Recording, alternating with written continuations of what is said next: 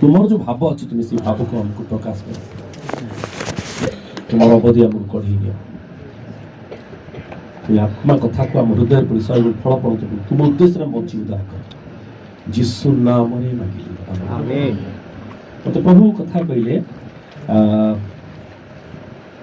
आदि पुस्तक तार 35 अध्याय 11 पद आ प्रभु वाक्य अब्राहम को सहित कथा कहला परे ईश्वर बेथेल रे जाकब को कथा कहले आ से कहउचंती एटी कथा 11 पद रे परमेश्वर ताको आहुरी कहले आम्भे सर्वशक्तिमान परमेश्वर एल शडाई गॉड तुमे प्रजावंश बहुवंश हो तुम ठारू एक गोष्ठी को एक गोष्ठी पर गोष्ठी समाज को गोष्ठी समाज उत्पन्न हबो एवं तुम कटी देशरु राजगण जाते परमेश्वर जेतले कथा कहथिले यार स्पिरिचुअल मीनिंग अछि परमेश्वर आत्मिक वंश को आत्मिक संतान विषय कथा कहउछ खाली पॉपुलेशन बढ़े कि कहउनांती जे बोली से ही जिवे राजगण ही जिवे गोटे राजा जन्मिबे जीशु राजा जन्मिले किंतु प्रभु आम पाई कथा कहउछ तुमर राजा तुमर रानी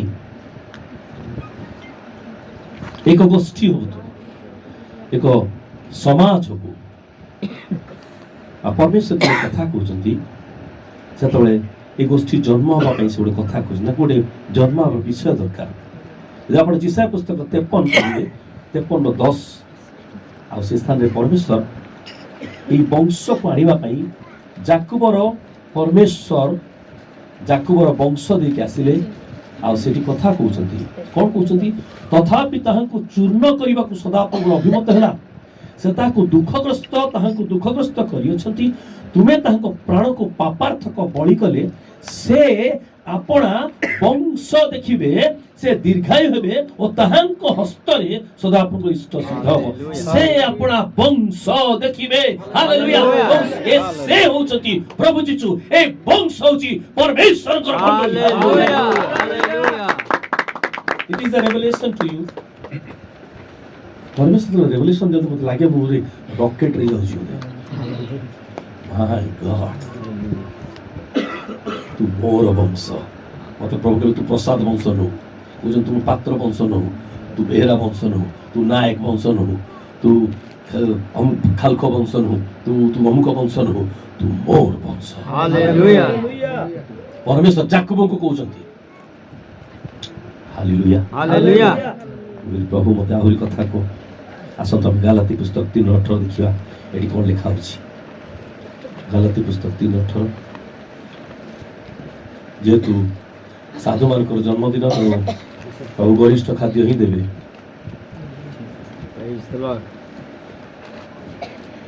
जाको पुस्तक तार 3:16 पढ़िबा आ 18 पढ़िबा अब्राहम और ताहांको संतान प्रति प्रतिज्ञा समूह उक्त होइथिला अनेकंकु लक्ष्य करी संतान मान को बोली कुहा जाए नहीं किंतु जणंकु अर्थात ख्रीष्टंकु लक्ष्य करी तुम्भर संतान बोली कुहा जाए एक जन संतान को मनोनीत कले से तकर पुत्र को कहउछ ख्रीष्टंकु ताठु वंश बारिबो ये माँ बापा वंश भीतर कथा कहना वंश भाई पु झील मैंने अच्छे भाई भाई मैंने अच्छा बढ़ाता वंश कि अलगा किंतु जन को अर्थात ख्रीष्टन को लक्ष्य कर तुम संतान को बोली कह 18 पद कारण अधिकार जदि व्यवस्थामूलक हुए तेरे आउ प्रतिज्ञामूलक नुहे किंतु ईश्वर प्रतिज्ञा द्वारा अब्राहम को ताहा दान करियछथि परंतु 29 पद 2:2 बड़ा अद्भुत किंतु जदि तुम्हे माने ख्रीष्टन कर कोन जदि तुम माने ख्रीष्टन कर जदि तुम एबे तुम्हे माने तो अब्राहम कर वंश प्रतिज्ञा अनुसार उत्तराधिकारी चिंता करी प्रभु अब्राहम को वंश बोली फारूसी माने मध्ये कहउथिले साधुक माने कहउथिले कहले आपण को अब्राहम को संतान बोली कोनी वर्तमान मध्ये गछरे कुराडी लागिछि ये पत्थर गुडा को मध्ये संतान जात करिवे तो अब्राहम को संतान माने एटी बायोलॉजिकल सन को नांती स्पिरिचुअल सन। हालेलुया। आसंती विषय देखिया रोमी पुस्तक 2 अध्याय को जीवा। आज गोटे आत्मिक संतान जन्म देले आत्मा आज कन्फर्मेशन दोछन से मो आत्मा को द्वारा आपन मन को किछि विषय कहूची। Hallelujah hallelujah. रोमी 2 अध्याय 28 पद और 29 पद। कारण बाहरे जे जिहुदी कोन बाहरे बाहरे जे जिहुदी से जिहुदी नुहे के बाहरे शरीर जे सुन्नत ताहा सुन्नत नुहे हेउची बाहिक क्रिश्चियन। कोट पिंदिया तो कोट पिंदा पिंदिल टाई भिडिया का ताकू भिडी हम कुआई छै आगे डुबन नेबी तब बागर हो हेते बेला लॉर्ड सपोर्ट पळेसी दिजबी रेगुलर न आसले पुणी मत पुणी चर्च रे मला के पुतियो रेगुलर जीबी मेंबरशिप जीबी सब गीत वीडियो दरकार ले गाई भी देबी नो नो बाहिक external superfluous outside things outer things जे बाहर जिहुदी केवल परंपरा भीतर चली छी से जिहुदी नुहे जे बाहर शरीर सुन्नत ता सुन्नत नहीं किंतु 38 पद अंतर रे जे जिहुदी। हालेलुया। अंतर रे जे जिहुदी से जिहुदी पुरी आक्षरिक भाबरे नुहे मात्र आत्मिक भाबरे हृदय रे जे सुन्नत से प्रकृत सुन्नत। हालेलुया। एपरि लोक मनुष्य मान के ठारु प्रशंसा प्राप्त होई नै किंतु ईश्वरन को ठारु प्राप्त हुए। हालेलुया। आज गोटे स्पिरिचुअल चाइल्ड जन्म दिला पर जानो देखि केते दूत बसचंती। हालेलुया। स्वर्गर तुम प्रभु पठेई आपण मन रे भाव देले जा जा जा जा जा मो झियर जन्म दे जा केते झियर जन्म दे नाइ नाइ नाइ मो झियर जन्म। हालेलुया। आ सेति बे गालाती पुस्तक रे पढिलु 3:29 रे जितेबेले तुम ख्रीष्टंकर सेतेबेले अब्राहम को संतान ख्रीष्टंकर हेई ना ख्रिस्टियन घरे जन्म हेले मध्य तुम संतान नुह कारण बाहिक भाव तुम नुहे आत्मिक भाव। आज हम तो जार जन्मदिन प्रोग्राम पालन कर दौचु मोर पत्नी की सेवा भिन्न विषय जगतर विषय किंतु परमेश्वर झील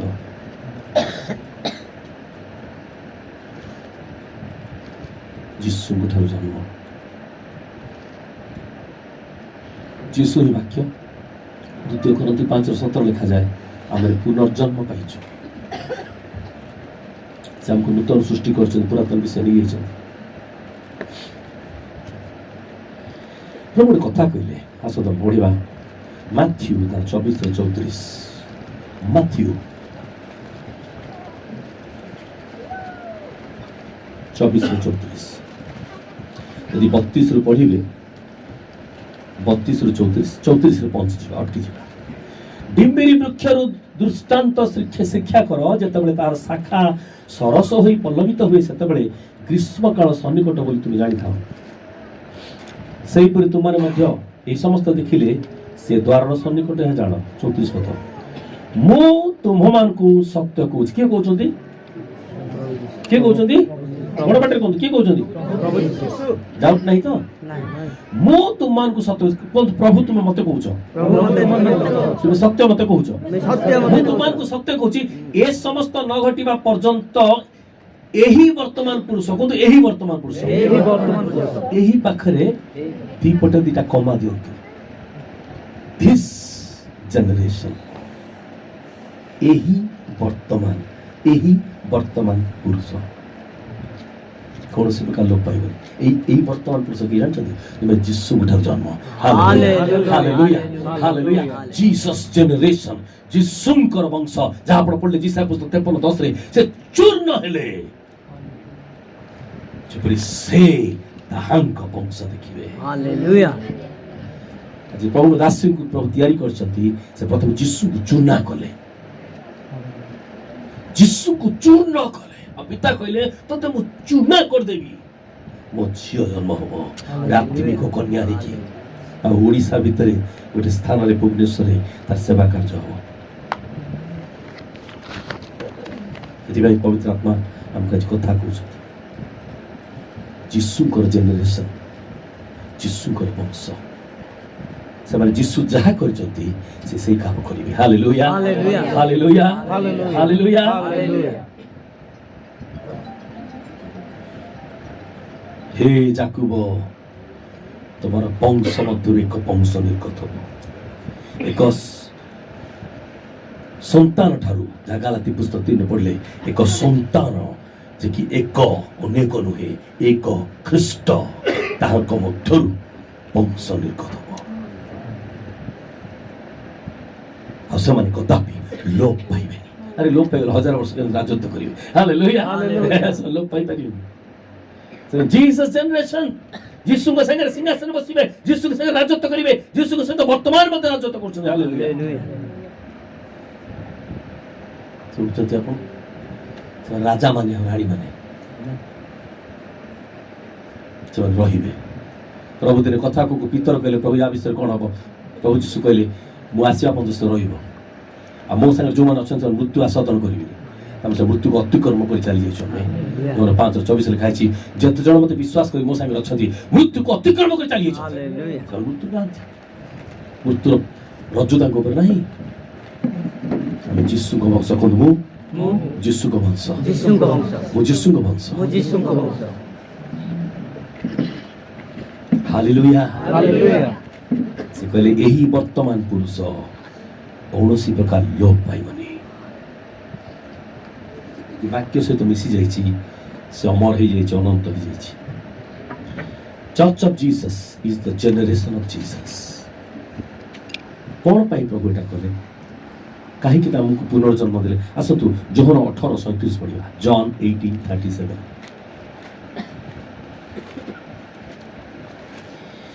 ସେଥିରେ ପିଲାତ ତାହାକୁ ପଚାରିଲେ, ତାହେଲେ ତୁମେ କ'ଣ ଜଣେ ରାଜା ନୁହଁ?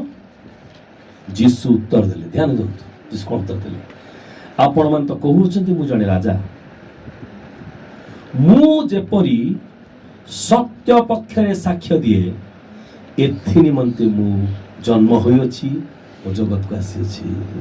ଗୋଟେ ସ୍ପିରିଚୁଆଲ ଚାଇଲ୍ଡ ସାକ୍ଷ୍ୟ ଦିଏ, ତୁ କାହିଁକି ଜନ୍ମ ହେଇଛୁ? ପ୍ରଭୁକୁ ଆମେ ପଚାରିବା, ଏ ଭଉଣୀକୁ, ପ୍ରଭୁ ତମେ କାହିଁ ଜନ୍ମ ଦେଲ ତାଙ୍କର ପରିବାରରେ? ଯୀଶୁ ସାକ୍ଷ୍ୟ ଦେଉଛନ୍ତି ନିଜ ବିଷୟରେ ଆଉ ନିଜର ସନ୍ତାନଙ୍କ ବିଷୟରେ। ହାଲେଲୁୟା। ସେ କହୁଛନ୍ତି, ମୁଁ ଯେପରି ସତ୍ୟ ପକ୍ଷରେ ସାକ୍ଷ୍ୟ ଦିଏ। ଯଦି ସତ୍ୟ ବିଷୟରେ ଆପଣ କହୁନାହାନ୍ତି, ତାହେଲେ ଆପଣ ପ୍ରଭୁଙ୍କୁ ଦୁଃଖ ଦେଉଛନ୍ତି। ବାଇବେଲ ଟେକିକି ଠିଆ ହେଇକି କଥା କହିବାର ସମୟ ବର୍ତ୍ତମାନ। ମନେ ରଖନ୍ତୁ ଏଟା। ଯାହା ଜାଣିଛି, ମୋ ଗାଁର ଆଡ୍ରେସ୍ ଜାଣିଛି, ମୁଁ କହିଦେବି। ମୋ ବାପାଙ୍କୁ ଜାଣିଛି, ମୋ ବାପା ବିଷୟରେ କହିଦେବି। ଲୋକମାନେ ଆଡ୍ରେସ୍ ପଚାରୁଛନ୍ତି, ଲୋକମାନେ ତାଙ୍କ ପରିଚୟ ପଚାରୁଛନ୍ତି। ଆଗରୁ ଗୋଟେ ଗୀତ ଥିଲା, ମୁଁ ଗାଉଥିଲି, ମୁଁ ଯେ ଏକ ପାଗଳ ଭଅଁର ପରିଚୟ ମତେ ପଚାରୁନି।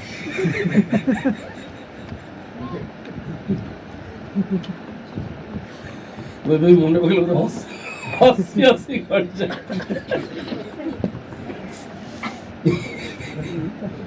ପାଗଳ ଭଅଁର ଗୀତ ଗଲା, ଧ୍ୱଂସ ହେଇଗଲା।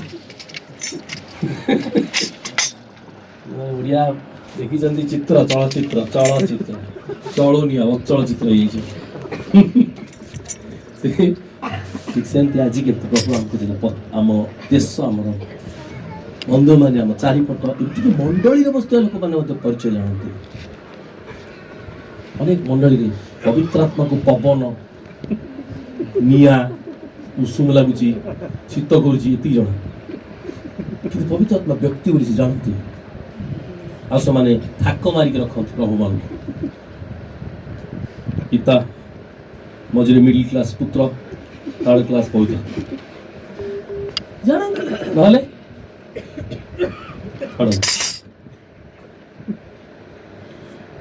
ସେ କହୁଛନ୍ତି ପ୍ରଭୁ ଯୀଶୁ, କାରଣ ସେ ଆତ୍ମିକ। କୁହନ୍ତୁ ଆତ୍ମିକ, ମୋର କଥା ଆତ୍ମିକ, କାର୍ଯ୍ୟାତ୍ମିକ, ମୋର ଜୀବନାତ୍ମିକ। ମୁଁ ବାହିକ ନୁହେଁ, ଆନ୍ତରିକ।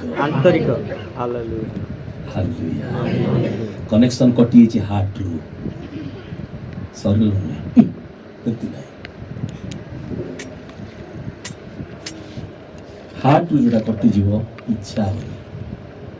ଏ ପୃଥିବୀରୁ ଆମକୁ ପରମେଶ୍ୱର ସୁନ୍ନତ କରି ସ୍ୱର୍ଗୀୟ କରିସାରିଛନ୍ତି।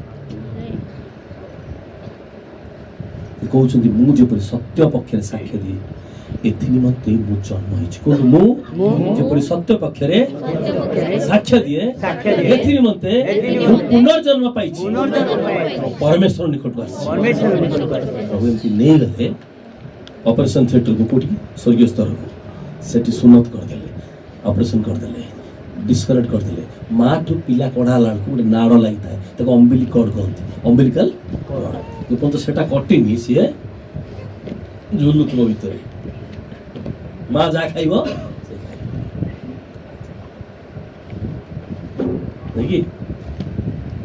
କଟିଗଲା ପରେ ବାପା ଯାହା ଖାଇବେ ମୁଁ ଖାଇବି। ଏ ଜଗତ ସହିତ ଗୋଟେ ସମ୍ପର୍କ ରଖିକି ଆମେ ଶାରୀରିକ ଭାବରେ ଅନୁସାରେ ଆମେ ଜଗତରେ ଜନ୍ମ ନେଉ। ପରମେଶ୍ୱର ଆତ୍ମିକ କାର୍ଯ୍ୟ ଆରମ୍ଭ ହୁଏ, ସେ ପ୍ରଥମେ କାଟିଦେବେ। ପୃଥିବୀ ତ କନେକ୍ସନ କଟିଗଲା। ଗାଲାତି ପୁସ୍ତକରେ ଦେଖିବା, ପାଉଲ ସେ କଥା କହୁଛନ୍ତି। ଗାଲାତି ପୁସ୍ତକ 6 ଅଧ୍ୟାୟର ହାଲେଲୁୟା ହାଲେଲୁୟା ହାଲେଲୁୟା ହାଲେଲୁୟା। ଗାଲାତି ପୁସ୍ତକ 6 ଅଧ୍ୟାୟ ତାର 14 ପଦ। କିନ୍ତୁ ଆମମାନଙ୍କର ପ୍ରଭୁ ଯୀଶୁ ଖ୍ରୀଷ୍ଟଙ୍କର କ୍ରୁଶ ବ୍ୟତୀତ ଆଉ କାହିଁରେ ଦର୍ପ କରିବା ମୋ ଠାରୁ ଦୂରେ ଥାଉ। ତାହାଙ୍କ ଦ୍ୱାରା ଯୀଶୁଙ୍କ ଦ୍ୱାରା ଜଗତ ଜାଗତିକତା ଶାରୀରିକ ଭାବ ମୋ ପ୍ରତି ମୁଁ ଜଗତ ପ୍ରତି କ୍ରୁଶରେ ହତ ହୋଇଅଛି। କ୍ରୁଶ କଣ ନିଜ ଡେଡ୍ ବଡି ଝୁଲିବାର ଦେଖିବେ, ଯୀଶୁ ଦେଖିବେ। ମୋର ସବୁ ଜାଗତିକ ଷ୍ଟାଇଲ ଫାଇଲ ଜଗତର ବିଷୟ ଗୁଡା ସବୁ ସେଠି ଝୁଲୁଛି, ଟଙ୍ଗା ହେଇଛି, ସବୁ ଝୁଲୁଛି। ଆଉ ଆମେ ଖ୍ରୀଷ୍ଟଙ୍କର, ନିଜକୁ ଅନେଇକି କୁହନ୍ତୁ ଖ୍ରୀଷ୍ଟଙ୍କର।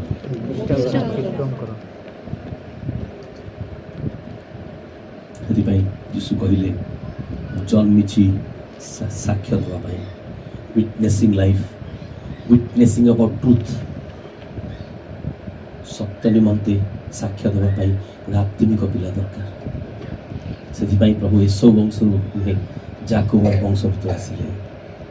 ଆଜି ଯାକୋବର ଗୋଟେ ସନ୍ତାନ, ଅବ୍ରାହମଙ୍କର ସନ୍ତାନ, ଯିଏ ବାହିକ ଭାବରେ ବା ଶାରୀରିକ ଭାବରେ ସନ୍ତାନ ନୁହେଁ, ଆତ୍ମିକ ଭାବରେ ସନ୍ତାନ, ଯେ ଖ୍ରୀଷ୍ଟଙ୍କର ହେଲା ପରେ ଅବ୍ରାହମଙ୍କ ସନ୍ତାନ ବୋଲି ଖ୍ୟାତ ହେଇଛି।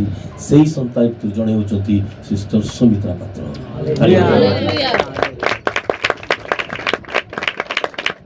ଆଜି ମଧ୍ୟ ଆମମାନଙ୍କୁ ପ୍ରଭୁ ସେଇ ଜୀବନ ଦିଅନ୍ତି। ଫୁଲ ପରି ମଣିଷ ଭରିଯାଏ, ବାଇବେଲ ଲେଖା ହେଇଛି ଯାକୋବ ପୁସ୍ତକରେ। କିନ୍ତୁ ଲେଖା ହେଇଛି ଯେଉଁମାନେ ପରମେଶ୍ୱରଙ୍କର ଇଚ୍ଛା ସାଧନ କରନ୍ତି ସେମାନେ ଅନନ୍ତ କାଳ ରହିବେ। ଅନନ୍ତ କାଳ ରହିବା ପାଇଁ ପ୍ରଭୁ ଆମକୁ ତାଙ୍କର ଇଚ୍ଛା ସାଧନ କରିବା ଆଣିଛନ୍ତି। ଜଗତର କର୍ମ ଗୁଡ଼ାକ ଆମର ଅଛି, କିନ୍ତୁ ତାପରେ ମଧ୍ୟ ଆମକୁ ସବୁଠୁ ବଡ଼ କାର୍ଯ୍ୟ ଦେଇଛନ୍ତି ସତ୍ୟ ବିଷୟରେ ସାକ୍ଷ୍ୟ ଦେବା ପାଇଁ। ପ୍ରିୟ, ଆଉ ଥରେ ଆମେ ରିଟର୍ଣ୍ଣ କରିକି ପୃଥିବୀକୁ ଆସୁନୁ ଯେ ପ୍ରଭୁ କ'ଣ କରିବା, କଲିନି କିଛି, ଆଉ ଏସବୁ ରହିଗଲି, ବ୍ୟସ୍ତ ହେଇଗଲି, ମୁଣ୍ଡରେ ଟେନସନ୍ ହେଲା, ଆଉ କହିବାକୁ ଇଚ୍ଛା ହେଉଥିଲା, ପରେ ମୁଁ ତାକୁ ଆଉ ଠେଲିଦେଲି, ଆଉ କାହାକୁ ଦେଇଦେଲି, ମୋତେ ଆଉ ଥରେ ପଠେଇବ, ଆଉ ପଠେଇବି। ତେଣୁ ଏ ଜୀବନରେ ଆମେ ଗୋଟେ ତୋଡ଼ା ପାଉ କି ଦୁଇଟା ତୋଡ଼ା ପାଉ, ଏତିକି ଜାଣୁ ବି ଅଳ୍ପ ଜାଣୁ। ଆମ ପାଟି ଖୋଲିବାକୁ ପଡ଼ିବ। ହୋସିଆ ପୁସ୍ତକ 11:4 ଲେଖା ହେଇଛି, ତୁମ ମୁହଁର ବନ୍ଧନକୁ ଆମେ ଖୋଲି ସାରିଛୁ ଏବଂ ତୁମ ମୁହଁ ସାମ୍ନାରେ ଆମେ ଖାଦ୍ୟ ରଖିଛୁ। ଆଜି ଯେତେ ଜଣ ରୁମ୍ରେ ବସିଛନ୍ତି ମନେ ରଖନ୍ତୁ, କାହା ପାଖକୁ ନୁହେଁ, ସମସ୍ତଙ୍କ ପାଖକୁ କ୍ଷୁଧିତ ଲୋକମାନେ ଆସିବେ। ତେଣୁ ସେମାନଙ୍କୁ କହିବ, ସେମାନଙ୍କୁ ରୁଟି, ଜିରିମିୟ ବିଳାପ 4:4 ଲେଖା ହେଇଛି, ଓ ପିଲାମାନେ ରାସ୍ତାରେ ପଡ଼ିକି ମରୁଛନ୍ତି, ତାଙ୍କୁ ରୁଟି ଭାଙ୍ଗିକି ଦେବାକୁ କେହି ନାହିଁ। ପ୍ରଭୁଙ୍କ ଶିଷ୍ୟମାନଙ୍କୁ ଯୀଶୁ ଦିନେ କହିଲେ, ମୁଁ କ୍ଷୁଧିତ ଥିଲି, ମୋତେ ଖୁଆଇଲ। ପ୍ରଭୁ କହୁନାହାନ୍ତି, ଆମ ମଝିରେ ଆମେ ପ୍ଲାନ୍ କରୁଥିଲୁ କିଛି ଖାଇବା ଭିକାରୀମାନଙ୍କୁ ଦେବା, ମୋତେ ହୋଲି ସ୍ପିରିଟ୍ ହଠାତ୍ କହିଲେ ଆତ୍ମିକ ଭିକାରୀ ବହୁତ ଅଛନ୍ତି, ସେମାନଙ୍କୁ ତୁମେ ଖୁଆଅ, ସେମାନଙ୍କୁ ଖୁଆଅ। ସଂସ୍ଥାମାନେ ତ ଉପମା ରୁଟି ସବୁ ଦେଉଛନ୍ତି, କିନ୍ତୁ ଏ ରୁଟି ଭାଙ୍ଗିକି ଦେବାକୁ କେହି ନାହିଁ। ହାଲେଲୁୟା। ଯୀଶୁ ଡାକନ୍ତି ତୋତେ, ଯୀଶୁ ଡାକନ୍ତି ତୋତେ, ଆବରି ନେବାକୁ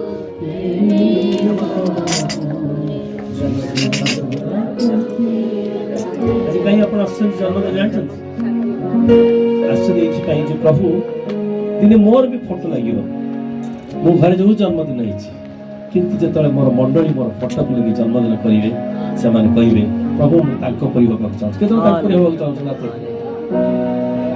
से भी उठे इन्हीं पिला तो अब तक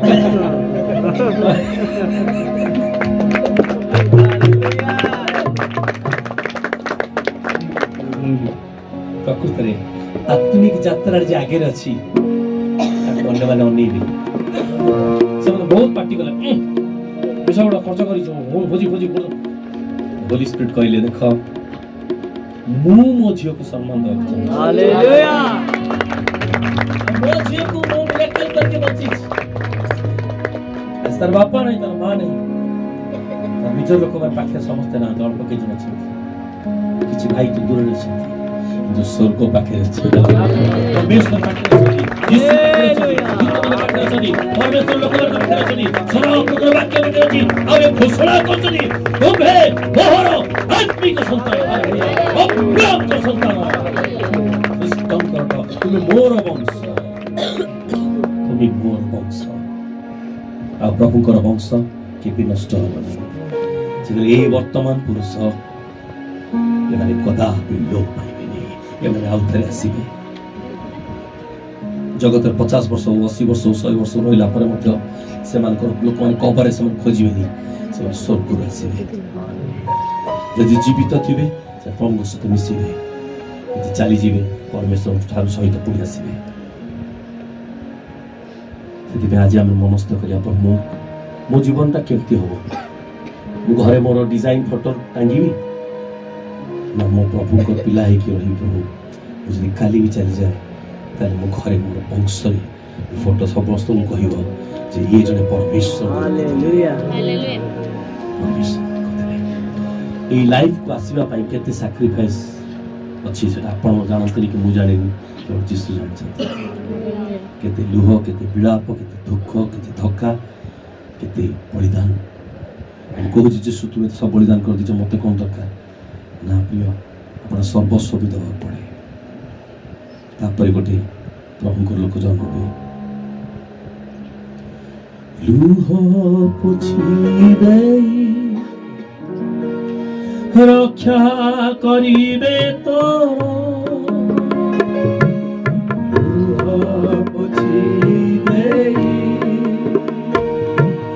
रक्षा करिबे तोर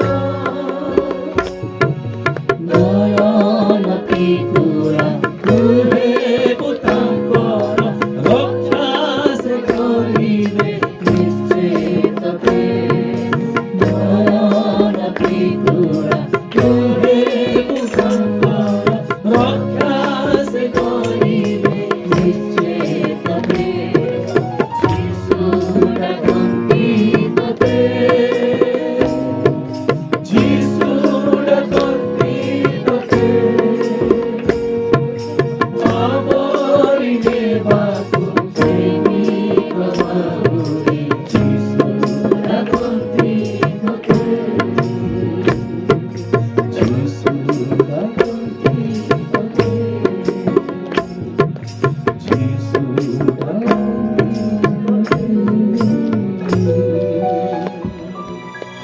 प्रभु को देदवा निज पिला हो निज जीवन हो निज परिवार हो प्रभु मो प्रभु तुम गौरव पे बची दिने मो तुम्हें स्वर्ग सम्मान दब स्वर्ग सम्मान दब आप प्रभु को बंचतु स्वर्ग साल्यूट मारिबा साल्यूट जो सम्मान परमेश्वर देवे पृथ्वी रे ताहा लिभिबनी स्वर्ग लेखा रहियो कारण जने जन्मिले निजर जीवन को गढ़िबा पाई नाही मंडली हालेलुया प्रभु को लोक जन्मते निज जीवन को गढ़िबा पाई प्रभु को लोक जन्मते मंडली गढ़िबा पाई पितर को कहिले पितर तुम पत्थर तुम ऊपर ही मो मोर मंडली तोड़ीबी आमेन पितर कोन हले स्थिर हो गले हमको पढ़ाबार अछि स्थिर हो जाय कारण मो प्रभु मो मते नेई मंडली तैयारी करछथि ताली जीसु जे कहउछथि मु जन्म होइछि सत्यर साक्षी भावे मु जन्म होइछि जगत को आसी सेथि भाई ମୋ କାମ ସରିଗଲେ ଚାଲିଯିବି। ଆପଣଙ୍କ ମୁହଁରେ ପ୍ରଭୁ ଗୌରବ ପାଆନ୍ତୁ। ଆପଣଙ୍କ ଦ୍ୱାରା ସୁସମାଚାର ପ୍ରଚାରିତ ହଉ, ଆପଣଙ୍କ ଦ୍ୱାରା ପରମେଶ୍ୱର ସେବା ହଉ, ଆପଣଙ୍କ ଦ୍ୱାରା ପ୍ରଭୁ ରାଜ୍ୟ ବିସ୍ତାର ହଉ, ଆପଣଙ୍କ ଦ୍ୱାରା ଲୋକମାନେ ଉଦ୍ଧାର ପାଆନ୍ତୁ, ଆପଣଙ୍କ ଦ୍ୱାରା ଲୋକମାନେ ମୁକ୍ତ ହୁଅନ୍ତୁ, ଆପଣଙ୍କ ଦ୍ୱାରା ଲୋକମାନେ ସାଧନା ପାଆନ୍ତୁ। ସେଥିପାଇଁ ମାର ଗର୍ଭରେ ଆପଣ ଜନ୍ମିଛନ୍ତି। ହାଲେଲୁୟା। କହିବା ପାଇଁ ଆଜି ମିଟିଂ କରିଲେ। ଖାଇବା ତ ସବୁଠି ହେଉଛି ଜୋରଦାର ସରିଯିବ, ଅଳ୍ପ ସମୟ ଭିତରେ ଭୋକ ତ ହେଇଯାଏ ଆସିଲାଣି କ'ଣ ଜାଣିପାରିବୁ। କିନ୍ତୁ ଆପଣଙ୍କୁ ପ୍ରଭୁ ଯେବେ କନଫର୍ମ କରୁଛନ୍ତି, ତୁ ଆସିଛୁ ମୋର ସତ୍ୟକୁ ସାକ୍ଷୀ ଦେବା ପାଇଁ, ତୁ ଆସିବୁ ତୋ ଲାଇଫକୁ ତିଆରି କରିବାକୁ, ତୁ ଆସିଛୁ ମୋର ମିନିଷ୍ଟ୍ରିକୁ ତିଆରି କରିବା ପାଇଁ, ମୋର ମଣ୍ଡଳୀକୁ ଗଢ଼ିବା ପାଇଁ। ହାଲେଲୁୟା। ଯେତେବେଳେ ଆମେ କାମ ସାରିକି ଚାଲିଯିବା, ଯୀଶୁ ନିଜେ ଦ୍ୱାର ପାଖରେ ଛିଡ଼ା ହେଇଥିବେ, ହାତ ବଢ଼େଇଥିବେ, କୁଣ୍ଡେଇକି ନେଇଯିବେ, ସବୁ ଲୁହକୁ ସେ ପୋଛିଦେବେ। ପ୍ରକାଶିତ ବାକ୍ୟ 21:3 ଲେଖାଯାଏ, ସେ ନିଜେ ଆଖିରୁ ଲୁହ ପୋଛିବେ। କ୍ଷତ ବିକ୍ଷତ ଯୀଶୁଙ୍କର ହାତ ଆସିବ, ଆଖିରୁ ଲୁହ ପୋଛିବ। ଆଉ ତୁ କାନ୍ଦିବନି, ତୋ ପୁଅ କାନ୍ଦିବନି ପୃଥିବୀ ରହିକି, ତୋ ପରିବାର କାନ୍ଦିବନି, ତୋର ସ୍ତ୍ରୀ କାନ୍ଦିବନି, ଘର ଲୋକ କାନ୍ଦିବନି। ମୁଁ ତୋ ଲୁହ ପୋଛିବି, ତୋର ନୁହେଁ, ତୋର ବଂଶର ସମସ୍ତଙ୍କର। ସେ ଆମକୁ ତାଙ୍କ ବଂଶ ସହିତ ଯୋଡ଼ି ଦେଇଛନ୍ତି। ଆଉ କହିବେନି ଯେ ମୁଁ ଲୋଅର କାଷ୍ଟ, ମୁଁ ମିଡିଲ କ୍ଲାସ, ମୁଁ ଓବିସି, ମୁଁ ଏସଟି, ମୁଁ କେବେ କହିବେନି। ଯୀଶୁଙ୍କର ବଂଶ। ଆପଣଙ୍କର ଗୋଟିଏ ଅଂଶ ଅଛି, ରାଜବଂଶର ଅଂଶ। ଯେମିତି ରାଜାର ଗୁଣ ଥାଏ, ସେମିତି ଆମେ ଖ୍ରୀଷ୍ଟଙ୍କର ବଂଶ, ଖ୍ରୀଷ୍ଟଙ୍କର ଗୁଣ ଆମ ଭିତରେ ଅଛି। ହାଲେଲୁୟା। ଆମେ ଆସିଛୁ ଅସମୟରେ କାମ କରିବାକୁ, ଷ୍ଟପ୍ ଗ୍ୟାପ୍ରେ। ଗୋଟେ ଲୋକ ଦରକାର ପଡ଼ିବେ, ଆପଣ 12th ମ୍ୟାନ୍ ଠିଆ ହେଇଛି, ମୁଁ ସେଇଆ ଇସ୍କାରିୟତ ଯିହୁଦା ପଳେଇଲା ବେଳକୁ ମଥ୍ୟ କେବେ ଜୀବନ ଜାଣିନଥିଲେ ଯେ ତାଙ୍କର ଜେରୁସାଲେମ ଭିତରେ ତାଙ୍କ ନାଁ ଆସିବ। ତାଙ୍କ ଡୋକର ଆସିଲା, କ'ଣ ଆଜ୍ଞା ଡାକୁଛନ୍ତି କାହିଁକି? ତମେ ପ୍ରଭୁଙ୍କ କାମ କରିବ। ମନେ ରଖନ୍ତୁ, ଷ୍ଟପ୍ କ୍ୟାପ୍ରେ ପ୍ରଭୁ ଆପଣଙ୍କୁ ଡାକିଛନ୍ତି। ଆଉ କିଏ କରିଥାନ୍ତା? ସିଏ ଅବାଧ୍ୟ ହେଲାରୁ ପ୍ରଭୁ ଆପଣ ତା ଜାଗାରେ ରଖିଛନ୍ତି। ସେଥିପାଇଁ ପ୍ରଭୁ ଧନ୍ୟବାଦ। ପ୍ରଭୁ ଯାହା ମନସ୍ଥ କରିଛନ୍ତି ତାହା ହିଁ ଘଟୁଛି, ଆଉ ତା ଘଟୁଥିବ। ଆଉ ଯେତେ ଜଣ ଆଜି ଆପଣମାନେ ପ୍ରଭୁଙ୍କ ଦାସୀଙ୍କ ଜନ୍ମଦିନ ଏକତ୍ରିତ ହେଇଛନ୍ତି, ପ୍ରଭୁ ଆପଣଙ୍କ ଉପରେ ମଧ୍ୟ ସେଇ ଆଶୀର୍ବାଦ ଦିଅନ୍ତୁ ଯାହା ତାଙ୍କ ଉପରେ ଅଛି। ମୁଁ ପ୍ରାର୍ଥନା କରିବି, ମୁଁ ଅନୁରୋଧ କରିବି, ପ୍ରଭୁ ଦାସୀ ଆସିବେ ନିଜର ଜନ୍ମଦିନ ଦିନ ସେ ପ୍ରଭୁଙ୍କ ନିକଟରେ ପ୍ରାର୍ଥନା କରିବେ। ଏବେ ପ୍ରଭୁ ମଣ୍ଡଳୀରେ ମୋତେ ଯେଉଁ ଅନୁଗ୍ରହ ଦେଲ ପ୍ରଭୁ, ମୋତେ ଆଜି ମୋତେ କଢ଼ି ଆଣିଛ, ତୁମେ ମଣ୍ଡଳୀକୁ ସେ ପ୍ରକାର କଢ଼େଇ ନିଅ ପ୍ରଭୁ, ସେ ପ୍ରକାର ତୁମର ଗନ୍ତବ୍ୟ ପଥରେ କଢ଼େଇ ନିଅ, ତୁମେ ଗୌରବ ନିଅ।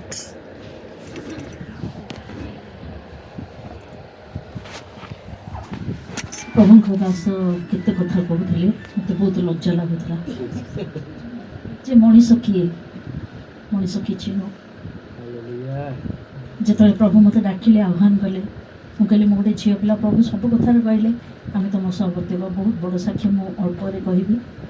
ଶେଷରେ ଯେତେବେଳେ ମୁଁ ପ୍ରଭୁଙ୍କ ପାଖରେ ନିଜକୁ ଦେଲି, ଆଉ ସେତେବେଳେ ଦେଖୁଛି ମୁଁ କିଛି ନୁହଁ। ମୁଁ କହିଲି ପ୍ରଭୁ, କାଦୁଅର ମୂଲ୍ୟ ଅଛି, ପଙ୍କର ମୂଲ୍ୟ ଅଛି, ମାଟିର ମୂଲ୍ୟ ଅଛି, କିନ୍ତୁ ମୋର କିଛି ନାହିଁ। କେମିତି ନେବ ଏଇ ଜିନିଷକୁ, କେମିତି ବ୍ୟବହାର କରିବ?